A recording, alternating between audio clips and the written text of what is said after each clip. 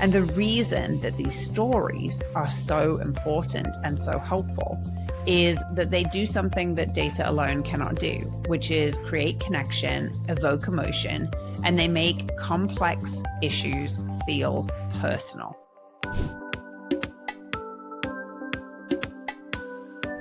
Welcome to, or welcome back to, How to Change the World, the podcast that equips changemakers with the insights, tools, and inspiration to drive meaningful impact.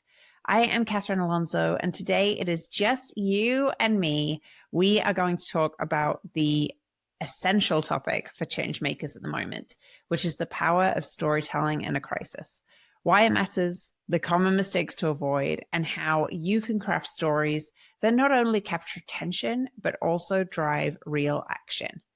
And perhaps the best part is that we have put together a free guide that walks you through the process step by step. So if you are looking for practical strategies to apply after listening to the episode, you can head over to javelina.co/effective-storytelling to grab your copy. That is javelina.co/effective-storytelling. One thing that I know from my work at the moment, talking to clients, connecting with other change makers within our community, is that you guys are really hurting right now.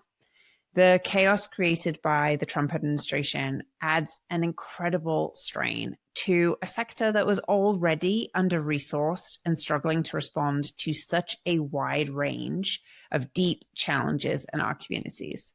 And this litany of executive orders and shameless, endless attacks on marginalized and historically underrepresented communities means that, as well as your day job, which you still have to do, you have this whole other job, which is to respond to crises on a daily basis.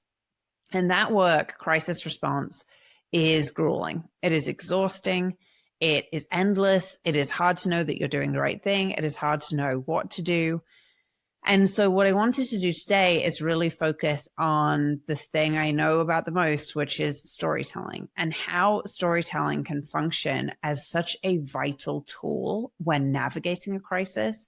But it is really important that it's done right. Storytelling, when done incorrectly, only makes your job harder or potentially just leaves some opportunities on the table. But when done well, storytelling can really help you navigate this crisis moment that we are in. Another example of this is, think back to the early days of the pandemic. Information was everywhere. There was so much stuff coming at us, but the things that really stuck weren't the numbers, they were the personal stories. Stories about people you knew who ran businesses and how they were impacted. Stories about how kids were being affected in school, what it was like to work at home, what it was like to have to learn at home, people who were sick, people who were dying, people who were losing family members and were not able to talk to them, were not able to grieve. All of these stories really helped to highlight and to share the experience that everybody was going through. Because here's the thing, experience is uneven. My experience of the pandemic will have been different from yours. And at what resources we had available to us, what age you were, what you did for work, what your family did, where your family lived, all of these things contributed to our experience of the pandemic. And of course, everybody's experience is different. And so what stories really help us to do is to connect to what other people are going through, so that other people who are not necessarily having the same lived experience as those who are most hurt in our community can be involved, can contribute, can give their time, give their ideas, give their money, and stand in support with those who are suffering. That was true of the pandemic, and it is true now. It really is true of any time that we are going through any kind of crisis, whether that is the sort of a crisis that an individual organization faces. Maybe something happens specifically within your community or even to your organization. And it goes all the way up to the kinds of crises that we're in at the moment that are impacting the entire sector and the entire country. And the reason that these stories are so important and so helpful is that they do something that data alone cannot do, which is create connection, evoke emotion, and they make complex issues feel personal. I want to repeat that because that point is really, really important. Stories make complex issues feel personal. In crisis, people are looking for something to hold on to, and stories shape how people understand what's happening, how they feel about it, and most importantly, what they do next. At the moment, it is so easy for folks to kind of turn off. There's like so much bad stuff happening in the world. And, it's really easy to just think, I can't deal with this. I can't engage. I can't read the news. I can't see what's happening to the people in my community. And when your organization is able to communicate through storytelling, you're able to reach people that otherwise might feel disaffected or disassociated, and be able to not only communicate what you can do to help them, but how they can help other people. But not all stories work. Some actually backfire. So let's talk about some of the biggest mistakes people make when telling stories in a crisis. The first one, and we see this a lot, is focusing too much on doom and gloom. If a story only emphasizes the problem without pointing to a solution, people really quickly go to feeling helpless. And the key is really to acknowledge the reality that people are experiencing without leaving people stuck in despair. You see this a lot in messaging and communications from organizations and movements battling climate change. They often fall into this trap where people can end up feeling overwhelmed by catastrophe, melting ice caps, wildfires, changing weather, death from weather events, without really knowing the clear steps that they can take to make a difference. So more effective storytelling connects the consequences that await us and what we can do to make a difference. So when you at the moment are messaging and communicating to the people that you serve, you want to incorporate, yes, what is the doom and gloom scenario here? You don't want to shy away from that, but also what is a precise action that somebody can do? You don't want to leave someone feeling like the situation is hopeless and helpless. The second mistake that we often see is organizations making it too complex. When a crisis is unfolding, clarity is everything. So if a story is too complicated, people tune out pretty quickly. And again, to use the pandemic as an example, you saw this where complex public health messages and also confusing guidelines and rules that kept changing really lost people. Whereas simple, clear messages repeated were more likely to connect with people and change behavior. So simple, clear messages like stay home, save lives were more influential in changing behavior than sort of scientific guidelines that kept changing and arbitrary rules that were different depending on where you lived.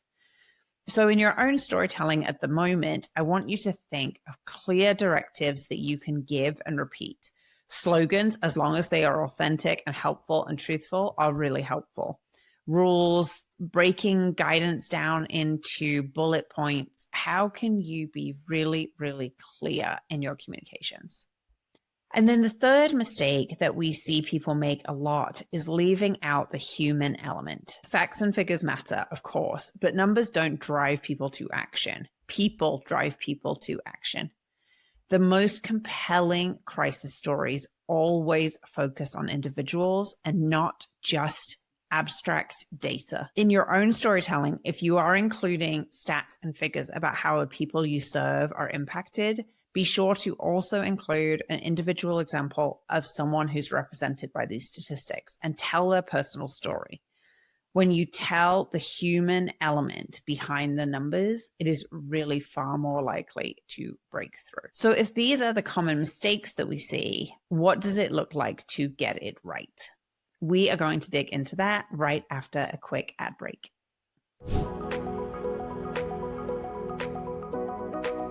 You seeking to create change at the polls? Us too. With Javelina's long history of running winning campaigns, we've learned a thing or two about mobilizing communities. And we know that success isn't about reaching every voter, it's about reaching the right voters. Head over to javelina.co today to sign up for a free consultation and learn how our tailored direct mail services bring voters into your story and drive your campaign to victory.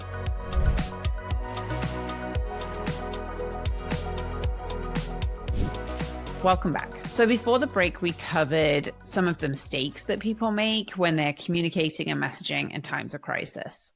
What does it look like to get it right?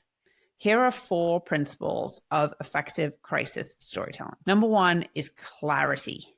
What is the single most important message? If people only remember one thing, what should it be? What is the story that you are telling? And make sure you tell it over and over and over. It is really easy to get sick of our own stories and to think that our audiences want to hear something new from us.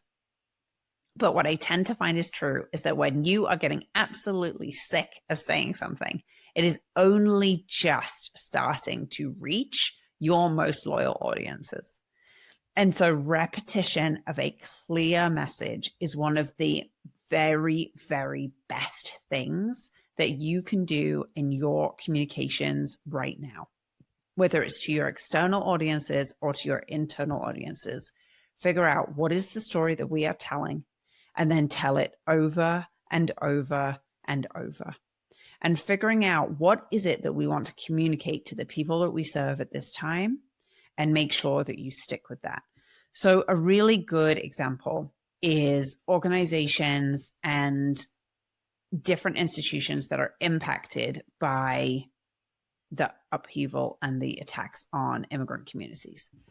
And so let's say, for example, some messaging that I have seen out of school districts. So school districts don't deal directly with immigration reform or immigration policy, but their audience, the people that they serve are impacted. They may have people within their schools who have an immigration status that causes them concern, that makes them think that they might be victimized by the federal government, or perhaps they have family members. And so schools are putting out messages saying, our students are safe. We will do everything in our power to make sure our students are safe.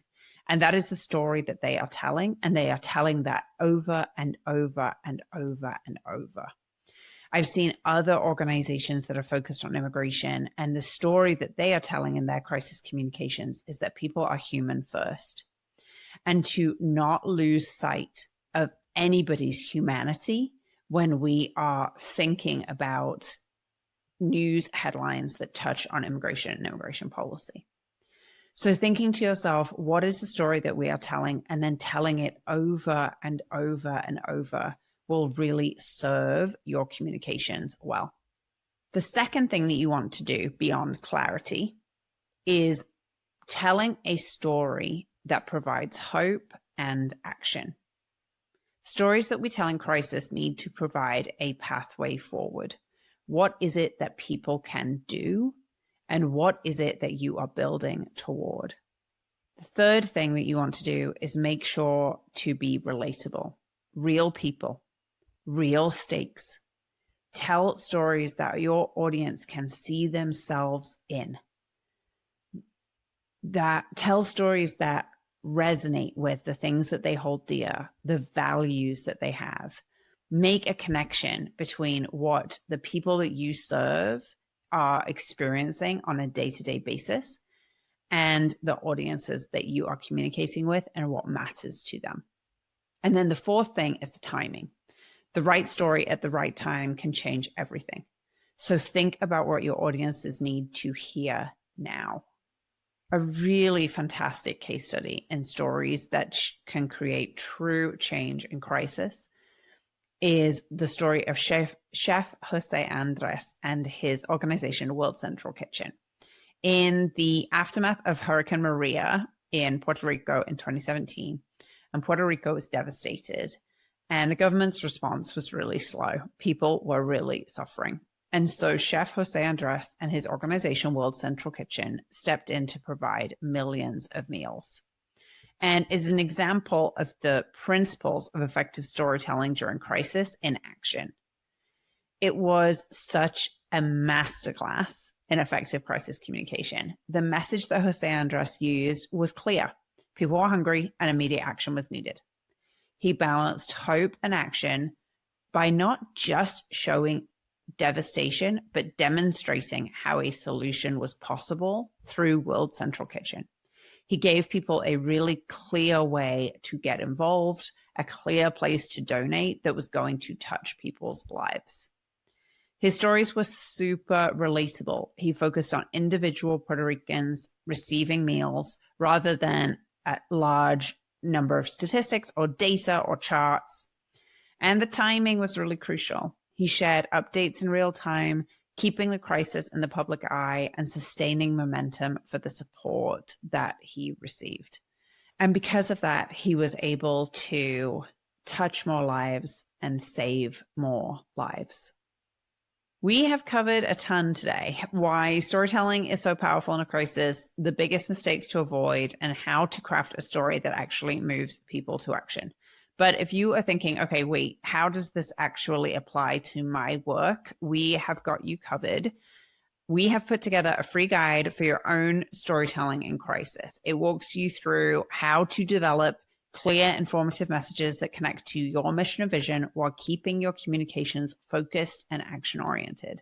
It also includes the note of the systems that you need in place so that you can be sure to leverage effective storytelling whenever you need it. So once you put these systems in place, it is something that you can use over and over and over. And by making a few tweaks now, you will be more resilient, you'll be faster, and you'll be more able to respond through intentional crisis communications, which I think is something that every single organization can benefit from right now.